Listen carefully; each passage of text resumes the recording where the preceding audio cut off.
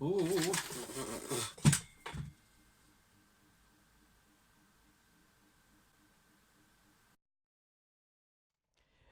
Well, no.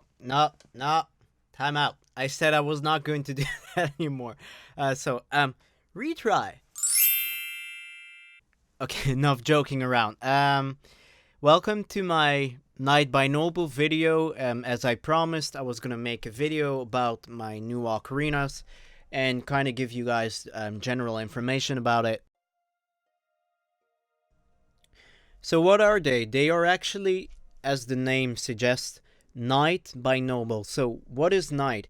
Knight is actually a really big ocarina company and ocarina maker in Japan, but they try to work together with other companies, like collaborate and bring different types of ocarinas into Japan, like made for the Japanese market, of course, and kind of give the people more options and different types of ocarinas to play and to buy, which I really like because I think it's so important for players, be it professionally or like a hobbyist, to be able to try different things and find their own kind of style. So I think that's a great idea. Anyways, back to the point. Night Ocarina, but it's made by Noble. So the ocarina itself is made by Noble in Korea. And for those who don't know, Noble is a huge ocarina maker company in Korea. And they've been making for many years now. And recently, they completely redesigned all of their triples and everything. And these ocarinas are new models as well. To set up this video as shortly as possible, because I could talk for hours about different things about the ocarinas. I want to bring up the positive points and kind of incorporate the questions that you guys had. Many of the questions were things I was going to bring up anyways. So let's just get into it. First positive point about these ocarinas: the subholes. I love the subholes. They are strong, powerful, and they don't need that huge cut in breadth that many of the other brands have, which can be a real pain when you're on stage and you have to cut your breadth for the low notes. And sometimes, even if you try, the mic setup isn't perfect and the balance is not really perfect. So what happens is that when you play a few low notes, you're out. You're like not really properly, mixed with what is going on. Especially when you're with a band, then that's gonna mess you up. So having strong, powerful low notes, the subholes, is a great thing. So I'll give you an example.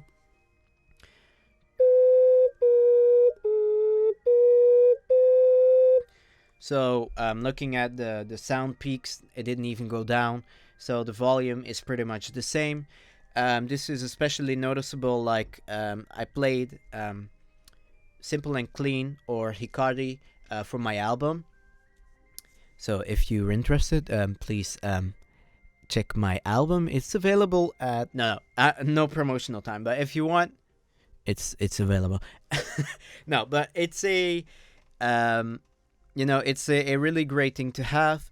Like in Hikari, there's a part where you have to go from C to B flat, like quickly, and it's something like this.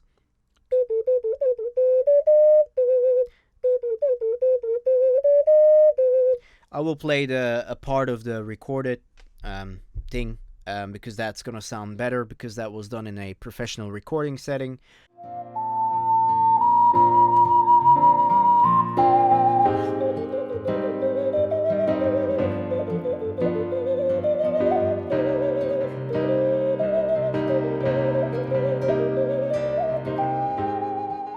As you can hear, the subholes are really good. Another thing is that on sound is that the tonal quality is, while they're really powerful and clear, there's a slight texture to it, which I really like. I like ocarinas with more texture to it. Of course, that's a personal feeling.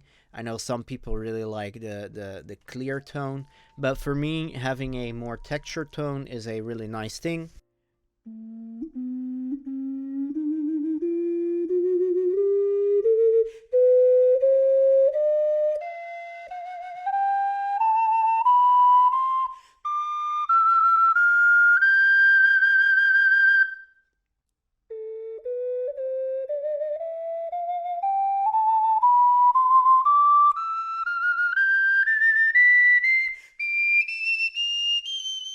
There's a nice balance between clear and of course a balance between clear and texture. Another thing that I want to bring up is playability. Is like, for me, the ocarina is very responsive, and it's hard to put into words, but it's when you play and you feel like what you do is getting immediate feedback.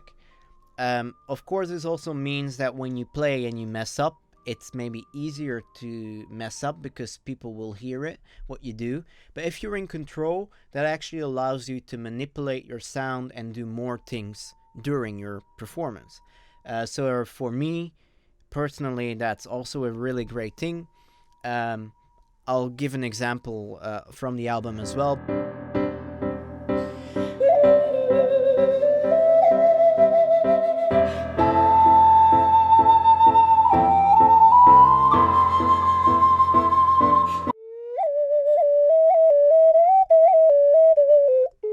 So ornamentations are really nicely pronounced. That is good if you're into that style of playing. So that is also a really good thing. Is I love the responsiveness of the ocarina. Okay, moving on to the next point that I want to bring up is ergonomics. The ocarinas are really made with like ergonomics in mind, and I was really surprised by that when I got them. Like things I personally honestly didn't think so deeply about, but now were like obvious to me. Is to start off, the weight, especially for the bass. It's of course heavy still because it's a bass triple, but compared to to some other brands out there, it's really light. Like, it's light, it's really nicely balanced. Same with the Alto C. The balance of these ocarinas is really easy to hold, which I'll go in more detail just in a minute. But so yeah, the weight is really good. Size as well. It's difficult to give a comparison between this and other brands. I don't want to bring up immediate other brands. I want to keep it like straight to these. But the size of these ocarinas, and maybe I'll put up a comparison between this and the Plastic Knight by Noble. I think that's a good idea because many of you might know that ocarina. So the ocarinas are actually rather compact. They're smaller, well, especially the Alto C is a lot smaller than some other brands that I have, which for me personally is good because I have short fingers, so I can be way more relaxed to play. Like, if I have to stretch, that's like a pressure point in my fingers, so that might kind of hinder you on playing fast if you're in the same boat as me. So for me, that was a really good thing. They're compact. Oh yeah, to come back to the whole balance thing, is that for anyone who has a triple, depending on what brand you have, you might have noticed that a lot of them have, when you hold it on the second chamber with your thumb here and your finger here, is that the balance will often go down. It will slope down here because most of the weight, the biggest chamber, is here, so it balances down, which puts pressure on your thumb and on your finger here. So especially when you're a beginner, this might be really hard to like keep in your hands for a while, especially because you're like scared to drop it or not sure what you're doing and you're like really grasping it. So at first that might be a bit uncomfortable, though in all honesty, even if it's sloped down to this side, you can quickly get used to that if you're relaxed and not holding your ocarina too tightly. That's a very big point. just relax and hold it. But that's a whole other video that I might make in the future. No promise. But still, what I want to say is that the balance is really nice. If you look at I'm using the indent. There's actually an indent, a groove on the bottom for your thumb. I hadn't mentioned that before, but that's actually another way to support your ocarina. So don't try to sit at home if you're scared of dropping something, but look, I'm not even putting any pressure on it, and it's balancing on my fingers. And I'll put it like this. As you can see, it's really relaxed, yet it's, center of gravity, and it's like really balanced. So that is a really good point for anyone that is like a tripper player. Even as a professional who can use other ocarinas, it's nice to feel more comfortable. So the balance also on the bass. Of course, the bass has a bigger room here, so it's kind of sloping down, but because of the groove at the thumb hole, it holds it pretty nicely, and as you can see, you can do it even with this one. So that's a really positive point, is comfort and ergonomics. Next thing that I wanna, what's up with this? Okay, serious time. Next thing that I want to bring up is the mouthpiece, and that's it was actually in a question of someone to me, is I change a lot between bass and alto on stage, and how am I comfortable doing that? Well, first of all, it takes skills to learn both of the ocarinas and knowing how to play them and swap between them, because that can sometimes mess you up, especially like if you're more stressed or something on stage. So that's of course point one. However, what they did with these ocarinas is actually very smart, and why not more makers thought about it, I don't know, but they made the mouthpieces of the alto and the bass pretty much the same. And that is a great point for the fact that when you change, it doesn't change anything here. The distance is the same, the feeling is the same.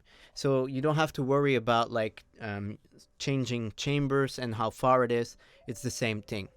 Another point that I want to bring up is the fact that between the alto C and the bass C, usually when you switch ocarinas like that, is like the spacing between the fingers is like very different from each other. However, what Noble did, and that is also a great point for me because I have smaller fingers, is they put the holes more down here, which actually means you don't have to stretch as much, which means that it's more comfortable to hold, and the difference between the alto and the bass C or like isn't that big. Another thing they did, now that I'm talking about those like finger position holes, the holes, is that the form of them has been changed. Rather than having them just being circles, they've been elongated. So that means even if you have smaller fingers, you should be able to cover them up really easily, because I've had experience with bass ocarinas where my finger just couldn't cover the full hole, and I couldn't play it. Honestly, it was really uncomfortable. I think I've brought up most of the ergonomical stuff, so I'm gonna move on to the fingering system. First of all, it's the Icarus system, so it has the thumb hole on the second chamber. But what I want to point out is actually the fact that on the bass, and this is exclusively on the bass, is that there's actually a few extra holes. And these extra holes allow you to play the flats and sharps in a different way. So you got more choices. I'll give you an example. So usually when you want to play like D flat or C sharp, you have to put your finger on the fourth hole, and that's it. And that you can do on this one as well. However, you can use the extra sub hole here. So you move your middle finger and you've got the same note. However, as you can see, there are two holes here. So what you can do is cover this one. So you go to D flat, then cover this one. You're going to C, and then go back one even further, and you're at a B. So there's actually overlapping notes between the last two chambers.